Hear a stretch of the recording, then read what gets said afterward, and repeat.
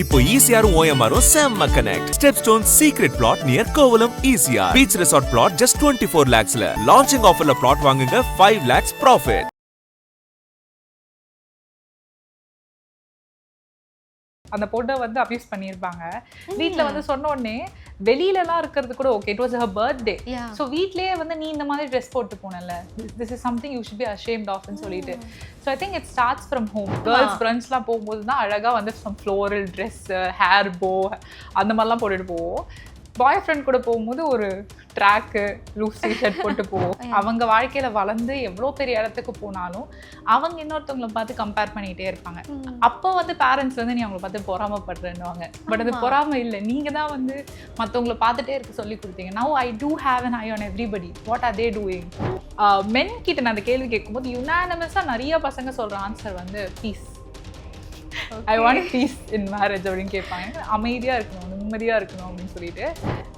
அவளுக்கு எப்படி, அவளோட தங்கச்சியா நீ, அவள் எப்படி இருக்கான்னு பாரு, நீ எப்படி இருக்கேன்னு பாரு, நீ எப்படி அவள் தங்கச்சி. சில பேர் என்ன பண்ணுவாங்கன்னா அது எந்த அளவுக்கு இன்கிரேன் ஆயிருக்குன்னா அவங்க வந்து வெளியில் ஒரு இடத்துல வந்து இது என் தங்கச்சின்னு சொல்லவே வந்து வெக்கப்படுவாங்க. அவங்களே அவங்க சில விஷயங்களை நம்ப ஆரம்பிச்சிருப்பாங்க. ஃபார் எக்ஸாம்பிள், என் லைஃப்பில் திரும்பவும் இதான் நடக்கும், இல்லைன்னா எனக்கு வந்து நான் ரொம்ப கர்ஸ்டான பர்சன், இல்லை என் கூட யாராவது இருந்தாலே விட்டுட்டு போயிடுவாங்க.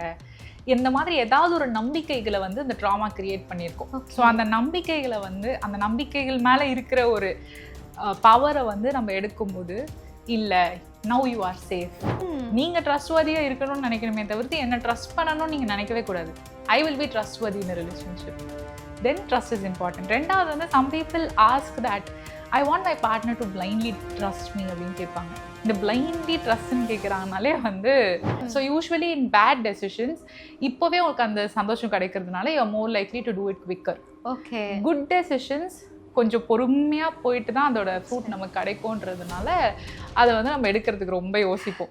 என்ன வேணும் ஸ்கூலுக்கு, எல்லாமே இங்க இருக்கு. Super Saravana stores, Chennai, Madurai, Kovai.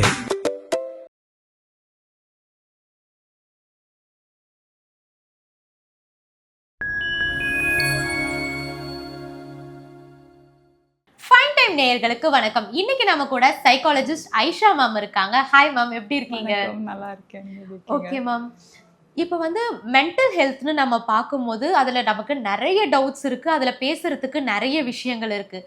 So நான் ஃபர்ஸ்ட் உங்ககிட்ட கேட்கணும்னு நினச்சது வந்து, இப்போ இந்த ஜென்ரேஷனோட பேரண்ட்ஸ் வந்து ஃபிசிக்கல் ஹெல்த்துக்கு கொடுக்குற இம்பார்ட்டன்ஸை மென்டல் ஹெல்த்துக்கு கொடுக்குறாங்களா?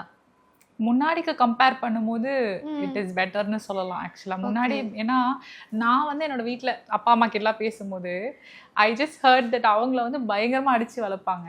சின்ன வயசுக்கு அதை சொல்லுங்கன்னு கேட்டாலே எங்கள் அப்பா சொல்கிறதே வந்து அவர் எங்கெங்கெல்லாம் அடி வாங்கினாரு, பெரியப்பா அடிப்பார், சித்தப்பா அடிப்பார் அப்படின்னு அடித்த கதையை தான் அவங்க சொல்லுவாங்களே. And they think like that's the best way சொல்லுவாங்கல்ல, spare the rod spoil the child அப்படின்னு சொல்லிட்டு. ஸோ அடிச்சுதான் வளர்க்கணும் அப்படின்னு சொல்லிட்டு. So I hate this conversation with my dad actually. சரி, ப்ரீவியஸ் ஜென்ரேஷன் கிட்ட பேசுறேன். So you were saying that நாங்களாம் அந்த டிஸ்கஷனே பண்ணியிருக்கோம் சின்ன வயசுல.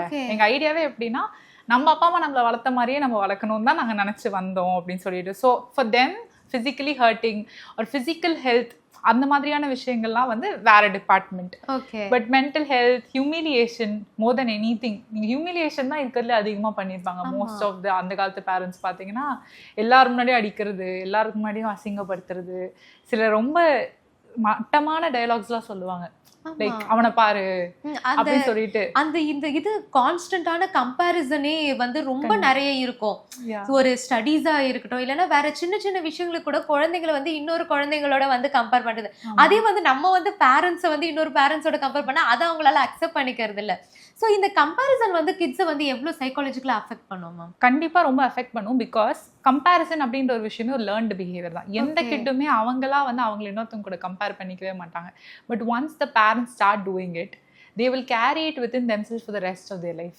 அவங்க வாழ்க்கையில வளர்ந்து எவ்வளோ பெரிய இடத்துக்கு போனாலும் அவங்க இன்னொருத்தவங்களை பார்த்து கம்பேர் பண்ணிகிட்டே இருப்பாங்க. அப்போ வந்து பேரண்ட்ஸ் வந்து நீ அவங்களை பார்த்து பொறாமப்படுறேன்னுவாங்க. பட் அது பொறாமை இல்லை, நீங்க தான் வந்து மற்றவங்களை பார்த்துட்டே இருக்க சொல்லி கொடுத்தீங்க. Now I do have an eye on everybody. What are they doing? I my more successful அப்படின்னு அந்த கம்பேரிசன் வர ஆரம்பிச்சிடும். So once a parent starts comparing, the kid is gonna keep doing it even into adulthood and probably அடுத்தது அவங்க குழந்தைங்களுக்குமே அதை எடுத்துகிட்டு போக ஆரம்பிச்சிடுவாங்க. ஸோ கம்பேரிசன் வந்து குழந்தைங்களை எப்படி அஃபெக்ட் பண்ணுன்னு கேட்டால், ஒரு சோஷியலி பார்த்தீங்கன்னா ஒரு கோஆப்ரேட்டிவான சொசைட்டியாகவே இருக்காது. இப்போ நீங்கள் ஒரு குழந்தைய கம்பேர் பண்ண ஆரம்பிச்சிட்டிங்கன்னா, ஒரு பஞ்ச் ஆஃப் ஃப்ரெண்ட்ஸ் கூட அவங்க இருக்கும்போது கூட தீஸ் ஆர் மை பீப்புள் அப்படின்ற ஃபீலிங் வராது. They feel like these people are competitors because of the comparison. இவங்களை விட நான் பெட்டரா, இவங்களை விட நல்லா ஏர்ன் பண்றேன்னா, இவங்களை விட நான் அறிவாளியா, அதுதான் இவங்களை விட அழகா அப்படின்னு தோண ஆரம்பிச்சிடும். கிட்ஸ்க்கு வந்து அந்த இன்செக்யூரிட்டின்னு வந்து ஒரு க்ரோ ஆகிறதுக்கு முக்கியமான ரீசன்ஸே இந்த ஹவுஸ் ஹோல்டா தான் இருக்கு. எல்லா கிட்ஸுக்குமே ஸ்டார்டிங்லேயே வந்து யாருக்குமே வந்து நம்ம கிட்ட இருக்க குறைகள் வந்து நமக்கு தெரியறது இல்லை. ஸோ நம்மளை வந்து ஒருத்தவங்க பாயிண்ட் அவுட் பண்ணி வந்து உனக்கு இப்படி இருக்கு அப்படி இருக்குன்னு சொல்லும்போது அந்த இன்செக்யூரிட்டி வந்து நமக்கு இப்படி ஆகுது. பட் வந்து இது நம்ம வீட்லயே சொந்த வீட்லயே வந்து அந்த இன்செக்யூரிட்டி வந்து பில்ட் ஆகுறது வந்து அந்த குழந்தைக்கு எந்த அளவுக்கு ஒரு ட்ராமாவை கொடுக்கும்? I think that's one of the most common things I see in therapy. மோஸ்ட்டாக வந்து வீட்டில் வந்து அக்கா தங்கச்சி இருக்காங்க அந்த மாதிரினா ஆனால் பயங்கரமாக கம்பேர் பண்ணுவாங்க. Like in terms of appearance முக்கியமாக. அவளுக்கு எப்படி, அவளோட தங்கச்சியா நீ, அவள் எப்படி இருக்கான்னு பாரு, நீ எப்படி இருக்கேன்னு பாரு, நீ எப்படி அவள் தங்கச்சி. சில பேர் என்ன பண்ணுவாங்கன்னா, அது எந்த அளவுக்கு இன்க்ரீன் ஆயிருக்குன்னா, அவங்க வந்து வெளியில் ஒரு இடத்துல வந்து இது என் தங்கச்சின்னு சொல்லவே வந்து வெக்கப்படுவாங்க. Either they feel inferior or they feel that இவங்க கூட எனக்கு ரிலேட் பண்ணிக்க வேண்டாம் அப்படின்ற மாதிரி. ஸோ ஐ திங்க் தட் நம்ம வந்து ஃபேமிலியை தாண்டி நிறைய விஷயம் இருக்குது இந்த உலகத்தில். But family is the first institution. அதுக்கப்புறம் தான் ஸ்கூல் எல்லாமே. ஸோ ஃபேமிலியில் வந்து இல்லை you are loved, unconditionally you are loved, you are smart, you are intelligent அப்படின்ற ஒரு விஷயத்த வந்து அந்த குழந்தைக்குள்ளே போட்டுட்டாங்க அப்படின்னா அவங்களோட பிஹேவியர் வாழ்க்கை ஃபுல்லாக அதுக்கான ஒரு அதோட கோட்பாடிலே தான் இருக்கும். பட் ஒன்ஸ் சின்ன வயசுலேயே வந்து அவங்க இன்ஃபீரியராக ஃபீல் பண்ண வச்சுட்டாங்க, கம்பேர் பண்ணிட்டாங்க, இதெல்லாம் பண்ண ஆரம்பிச்சிட்டாங்கன்னா, no matter where they go they will always try to, நான் இப்போ ஜெயிச்சிட்டேன் தானே, I you proud of me, am I better than them? Like you are good is never a good thing for them. They have to be better, they have to be the best அப்படின்னு சொல்லிட்டு ஒரு ரொம்ப பாவமான ஒரு rod ரேஸில் மாட்டிப்பாங்க. Okay ma'am, அதே மாதிரி வந்து அதுதான் வீட்டில் வந்து ஒரு இது பேரண்ட்ஸ்குள்ளே இருக்க சண்டைனாலோ இல்லைனா வந்து ஏதோ ஒரு சைல்டுஹுட் ட்ராமா இருக்க ஒரு கிட் வந்து அதை கேரி பண்ணிகிட்டே இருக்காங்கன்னா ஏதாச்சும் ஒரு பாயிண்ட்ல வந்து அதுலேருந்து ரெக்கவர் ஆகிறதுக்கான சான்சஸ் இருக்கா? ஸோ எப்படி வந்து ஒரு ட்ராமாலேருந்து நம்ம ரெக்கவர் ஆகலாம்? ட்ராமா அப்படின்றது வந்து ஒரு ஈவெண்ட் கிடையாது. Your perception of the event. ஒரே விஷயம் ரெண்டு பேர் வேற வேற மாதிரி பர்சீவ் பண்ணுவாங்க. ஸோ ஒரு விஷயம் நம்மளை எவ்வளோ பாதிக்குதுன்றது தான் ட்ராமா. ஸோ இதுலேருந்து எப்படி ரெக்கவர் ஆகுது அப்படின்னா, அந்த ட்ராமா நடக்கும்போது அவங்களே அவங்க சில விஷயங்களை நம்ப ஆரம்பிச்சிருப்பாங்க. ஃபார் எக்ஸாம்பிள், என் லைஃப்பில் திரும்பவும் இதான் நடக்கும், இல்லைன்னா எனக்கு வந்து நான் ரொம்ப கர்ஸ்டான பர்சன், இல்லை என் கூட யாராவது இருந்தாலே விட்டுட்டு போயிடுவாங்க, இந்த மாதிரி ஏதாவது ஒரு நம்பிக்கைகளை வந்து அந்த ட்ராமா கிரியேட் பண்ணியிருக்கோம். ஸோ அந்த நம்பிக்கைகளை வந்து அந்த நம்பிக்கைகள் மேலே இருக்கிற ஒரு பவரை வந்து நம்ம எடுக்கும்போது, இல்லை now you are safe, this pattern is not going to repeat, இந்த மாதிரியான விஷயங்களை நம்ம பேசுறதுனால இல்லை, அவங்க உள்ளே இருந்து அவங்க நம்ப ஆரம்பிக்கும் போது the trauma will get healed. But it is a process. தெரப்பியில் தான் பண்ணுவோம். Okay ma'am. ஓகே, இந்த ட்ரஸ்ட் பற்றி பேசும்போது பேசிக்காகவே வந்து ஒரு ரிலேஷன்ஷிப்னா அதில் ட்ரஸ்ட் எவ்வளோ முக்கியமான ஒரு பார்ட்டாக இருக்குது? ஓகே, ஸோ ட்ரஸ்ட் வந்து ரொம்ப ரொம்ப முக்கியமான ஒரு பார்ட் ரிலேஷன்ஷிப்பில். But something that I'm noticing a lot recently is that trust எதிர்பார்க்கறது தப்பு கிடையாது, ஆனால் ட்ரஸ்ட்ன்ற எதிர்பார்க்குற ஒரு விஷயம் இல்லை. ரிலேஷன்ஷிப் ரெண்டு பேர் இருக்கும் அப்படின்னா trust should be naturally flowing because you are trust worthy. நீங்கள் ட்ரஸ்ட் வர்தியாக இருக்கணும்னு நினைக்கணுமே தவிர்த்து என்ன ட்ரஸ்ட் பண்ணணும்னு நீங்கள் நினைக்கவே கூடாது. I will be trustworthy in a relationship. Then trust is important. ரெண்டாவது வந்து some people ask that I want my partner to blindly trust me அப்படின்னு கேட்பாங்க. இந்த blindly trustன்னு கேட்குறாங்கனாலே வந்து they will make you blind. Okay. Because trustன்றது வந்து ஒரு நம்பிக்கை. ஏதாவது ஒரு விஷயத்தை பார்த்து தானே நமக்கு வரும். எது மேலே நம்ம நம்பணும்னு இருக்கு, ஒருத்தவங்களோட பிஹேவியர், ஒருத்தவங்களோட தாட்ஸ், இதெல்லாம் பார்த்து தான் நம்பிக்கை வரும். என்னை பிளைண்டாக ட்ரஸ்ட் பண்ணணும் அப்படின்னா அது வந்து எதையுமே பார்த்து வர ட்ரஸ்ட் கிடையாது. That's too much to ask for. I think nobody should ask for blind trust. Just work on being trustworthy. Okay ma'am, அதே மாதிரி வந்து நம்ம ஆல்ரெடி பேசின மாதிரி இந்த வேலிடேஷன்ன்றது பார்க்கும்போது ஒருத்தவங்க கிட்ட வந்து நம்ம பெட்டராக காட்டணும் அப்படின்றதுக்காக நிறைய பேர் நிறைய விஷயங்கள் வந்து பண்ணுவாங்க. ஏன்னா வந்து சின்ன வயசுல இருந்தே வர இன்செக்யூரிட்டிஸ் அந்த மாதிரி. ஸோ அதே மாதிரி வந்து கேர்ள்ஸ் வந்து கான்ஸ்டண்ட்டாக கேட்குற ஒரு விஷயம் என்னன்னா, அவங்க வந்து கொஞ்சம் வெல் க்ரூம்டாக கொஞ்சம் நல்லா ட்ரெஸ்அப் பண்ணி இருந்தால் இவங்க வந்து மென்காக தான் வந்து ட்ரெஸ்அப் பண்ணுறாங்க. ஸோ இப்படின்னு வந்து நிறைய பேர் நிறைய கான்செப்ட்ஸ்ல பேசுவாங்க. சோ அத பத்தி என்ன நினைக்கிறீங்க? ஐ திங்க் அது ஸ்கூல்லேருந்தே ஸ்டார்ட் பண்ணுற ஒரு விஷயம்னு நினைக்கிறேன். ஸ்கூல்லே வந்து ஒரு சின்ன குழந்தை, அது என்ன 5th ஸ்டாண்டர்ட் 6th ஸ்டாண்டர்ட் இருக்கும், ஒரே ஒரு நாள் மேபி வந்து கொஞ்சம் டிஃப்ரெண்டாக ஹேர் ஸ்டைல் போட்டாலோ இல்லை வந்து ஒரு ஐலைனர் போட்டு வந்தாலோ உடனே நீ பசங்களை மயக்கிறதுக்காக தான் இப்படி வரியான்னு சொல்லிட்டு அங்கே இருக்க டீச்சர்ஸே கேட்பாங்க. அதுதான் ma'am, actually it starts from home. வீட்லயே கேட்பாங்க. வீட்லயே வந்து நம்ம நார்மலா கிளம்புறதை விட ஒரு லைட்டா ஒரு ஸ்டெப் வந்து நம்ம அதிகமா ஏதாச்சும் பண்ணாலுமே வீட்ல இருந்து தான் இது ஸ்டார்ட் ஆகுது. யா, ஸோ அது ஆக்சுவலாக பிடி சார்னு ஒரு மூவி வந்தது. அந்த மூவி எனக்கு அந்த ஒரு விஷயம் ரொம்ப பிடிக்கும். ஆக்சுவலாக வந்து அந்த பொண்ணை வந்து அபியூஸ் பண்ணியிருப்பாங்க. வீட்டில் வந்து சொன்ன உடனே வெளியிலலாம் இருக்கிறது கூட okay, it was her birthday. So வீட்லேயே வந்து நீ இந்த மாதிரி ட்ரெஸ் போட்டு போனல, this is something you should be ashamed ஆஃப்னு சொல்லிட்டு. So I think it starts from home. But your question being do women actually dress up for men? I think women actually cover up for men. They don't dress up for men, right? ஏன்னா வந்து அதே சின்ன குழந்தை வீட்டில் வந்து ஒரு பெரியப்பா சித்தப்பா வராங்க அப்படின்னா, என்ன ஷார்ட்ஸ் போட்டுட்டு இருக்க, உடனே மேலே ஒரு ஸ்கர்ட் போடு, உடனே என்ன ஸ்லீவ்லெஸ் போட்டிருக்க, மேலே ஒரு ஷர்ட் போடு அப்படின்னு சொல்லிட்டு ஒரு ஆண் வந்தால் கவர் அப் பண்ணணும்னு தான் சொல்லி கொடுத்துருக்காங்களே தவிர்த்து ஆணுக்காக ட்ரெஸ் பண்ணணும்னு சொல்லி தரல. அண்ட் மோர் ஓவர் ஆணுக்கு வந்து டிஃப்ரென்ஸே தெரிய மாட்டேங்குது. வேறு லிப்ஸ்டிக் ஷேட் போட்டால் தெரிய போகிறது இல்லை, த்ரெட்டிங் பண்ணுமா பண்ணலையான்னு தெரிய போகுது. ஏன்னா most of the men will be like, ஆமாம் நீங்கள் ஏன் த்ரெட்டிங்லாம் பண்ணுறீங்க அப்படி தான் கேட்காங்களே தவிர்த்து இதெல்லாம் பண்ணாதான் நீ அழகாக இருக்கேன்னு மோஸ்ட்டாக யாரும் சொல்ல போகிறது இல்லை. So I think men actually prefer women with no makeup, women who are not, you know, like ரொம்ப க்ரூம் பண்ணணுன்றதை எதிர்பார்க்க மாட்டாங்க. But I think that is for women to decide, right? அவங்களுக்கு இப்படி இருக்கணும்னா இருக்கலாம், அப்படின்னு இருக்கணும்னா இருக்கலாம். But I think women might even want to dress up for other women. ஒரு ஒரு பிரஞ்சுக்கு போகிற பொண்ணுங்க கூட இல்ல. Actually it's true ma'am. இப்போ வந்து நம்ம எங்கன்னா வெளியே போனோம்னா விமன் வந்து ஒரு மென்னை வந்து நோட்டீஸ் பண்றதை விட இன்னொரு விமனை வந்து நோட்டீஸ் பண்றத, அவங்க மேக்கப் அழகா இருக்குல்ல, அவங்களோட ட்ரெஸ்ஸிங் சென்ஸ் நல்லா இருக்குல்ல.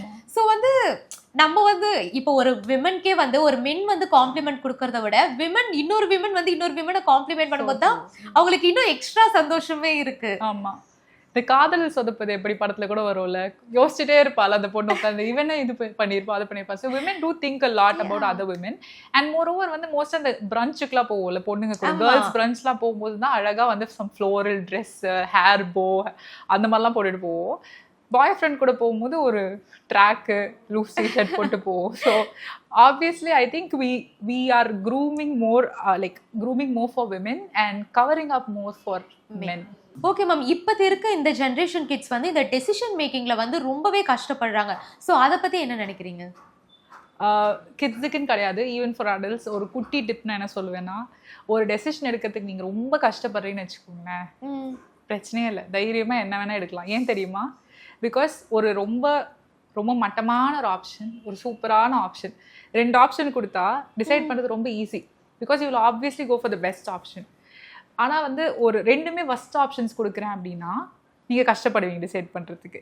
இல்லை 2மே பெஸ்ட் ஆப்ஷன்ஸ் கொடுக்குறேன்னா கஷ்டப்படுவீங்க. So when there are 2 or more options that are equally good, only then you will suffer to make a decision. அப்போ தான் ரொம்ப கஷ்டமாக இருக்கும். ஆனால் ஒரு சூப்பர் ஆப்ஷன் ஒரு மட்டமான ஆப்ஷன் தான் ரொம்ப ஈஸியாக எடுத்திருப்பீங்க. So what does it mean if you're suffering to make a decision? It means that all the options are either equally good or equally bad. இல்லை, ஸோ அப்போ நீங்கள் லூஸ் பண்ணுறதுக்கு நிறையா கிடையாது. அதனால் ஒரு டெசிஷன் எடுக்க ரொம்ப கஷ்டமாக இருக்குது அப்படின்னா நம்ம பெருசாக 2த்துக்கும் டிஃப்ரென்ஸ் இல்லை, நீங்கள் எடுக்கிற எல்லா ஆப்ஷன்ஸுக்குமே 1த்துக்கு 1 ரொம்ப பெரிய டிஃப்ரென்ஸ் இல்லை அப்படின்றத ஞாபகம் வச்சுட்டு நீங்கள் சூஸ் பண்ணிங்கன்னா வாட் எவர் யூ டிசைட் நீங்கள் ரொம்ப தைரியமாக இருக்கலாம். ஸோ அதே மாதிரி நான் ஒரு மீமே பார்த்தேன் மேம். அது என்னன்னா, பேட் டெசிஷன்ஸ் எல்லாம் வந்து நான் சீக்கிரமாக எடுத்துடுறேன், இந்த குட் டெசிஷன் எடுக்கிறதுக்கு தான் வந்து டைம் ஆகுது. இதுக்கு பின்னாடி ஏதாச்சும் சைக்காலஜி இருக்கா? கண்டிப்பாக இருக்குது. ஏன்னா வந்து பேட் டெசிஷன் என்னது, இப்போ வந்து நான் வந்து இன்னைக்கு குடிக்க போகலாமா வேணாமான்னு யோசிக்கிறேன்னா குடிப்போம் அப்படின்னு பண்ணுவோம். பெரிய செலவு பண்ணலாமா வேணாமான்னு யோசிப்போம், பண்ணுவோம் அப்படின்னு பண்ணுவோம்ல. இந்த வீரர்கள்லாம் இந்த நேரத்தில் ஒரு டைலாக் சொல்லுவாங்கன்றவே ஒன்று பண்ணுவோம். Because most of the bad decisions are instantly gratifying. இதை நீங்கள் பண்ணிங்கன்னா உங்களுக்கு உடனடியாக சந்தோஷம் கிடைக்கும், உடனடியாக குடிச்சா சந்தோஷம் கிடைக்கும், உடனடியாக நீங்கள் அந்த விஷயத்த வாங்கினா சந்தோஷம் கிடைக்கும், உடனடியாக உங்களுக்கு பிடிச்சதெல்லாம் சாப்பிட்டா சந்தோஷம் கிடைக்கும். பட் இந்த குட் டெசிஷன்ஸ் இருக்குல்ல, அது வந்து மோஸ்ட்லி பார்த்தீங்கன்னா it rewards you later. Like for example, இப்போ நீங்கள் ஜிம்முக்கு போனால் கஷ்டமாக இருக்கும், ஆனால் அப்புறமா வந்து இட் வில் பி ரிவார்டிங். இப்போ நீங்கள் வந்து ஒரு கோர்ஸ் படிக்கிறது ரொம்ப கஷ்டமாக இருக்கும், but later it will be rewarding. அதாவது இன்னைக்கு நான் ஒரு குட் டெசிஷன் எடுத்தேன்னா இப்போ எனக்கு ஒரு டிஸ்கம்ஃபர்ட் வரும், அது வேண்டாமே அப்படின்னு யோசிப்போம். பட் பேட் டெசிஷன் எடுக்கிறது இப்போவே ஜாலியாக இருக்கும். ஸோ அதை நம்ம சீக்கிரமாக எடுத்துருவோம். குட் டெசிஷனுக்கு ரொம்ப யோசிப்போம். இவ்வளோ டைம், சரி இவ்வளோ ஒரு ஆப்பர்ச்சுனிட்டி நம்ம விட போகிறோம், அந்த மாதிரி நம்ம ரொம்ப யோசிக்கிறதுனால we delay the decision. Okay ma'am. அதே மாதிரி வந்து பவுண்டரி செட் பண்றது எந்த அளவுக்கு இம்பார்ட்டன்ட்? ஒரு ரிலேஷன்ஷிப்லயா இருக்கட்டும், இல்லைன்னா வேற ஏதாச்சும் ஒரு பர்சன் கிட்டயா இருக்கட்டும், இந்த பவுண்டரி செட் பண்றதுன்றது எந்த அளவு important? I think boundaries as a concept is a very misunderstood concept. ஏன்னா பவுண்டரி செட் பண்றதுன்னா இந்த கோட்டை தாண்டி நீ வரக்கூடாது அப்படின்றது கிடையாது. அதாவது என்னோட பவுண்டரி நீ மெயின்டைன் பண்ணணும்னு நான் எக்ஸ்பெக்ட் பண்ணக்கூடாது.